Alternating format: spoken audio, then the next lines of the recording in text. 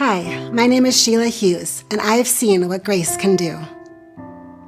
My husband Steve and I have been married for 32 years. We met on the first day of our freshman year of college, and I had the privilege of marrying my very best friend 4 years later. We have 4 wonderful married children.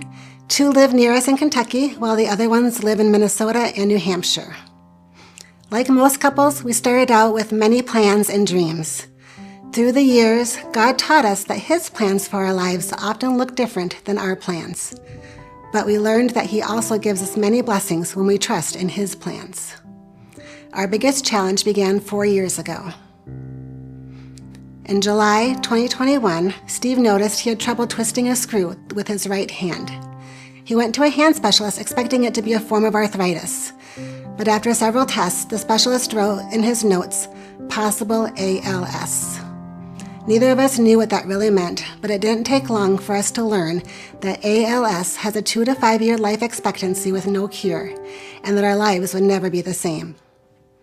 We were absolutely devastated, especially when we had to have the hardest conversation we've ever had with our children at Thanksgiving that year. The first big change we made was to leave our home of 23 years in Minnesota and move to Kentucky to be closer to Steve's family.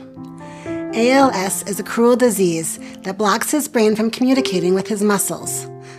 Over the last 4 years, I have watched Steve slowly lose his ability to type, to work, to walk, to eat, to breathe on his own, and to move any muscles other than his eyes and mouth. But through it all, his mind has stayed sound, and he is still able to communicate his needs, desires, feelings, and even play family games with us through his eye gaze computer. Life with ALS has been a roller coaster of good and bad moments each day. We've laughed and cried together a lot, but God has remained faithful to us.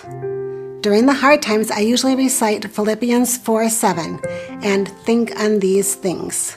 I think about things that are true and lovely, like the verse says, and I thank God for the many blessings that we have been given even in the middle of the pain.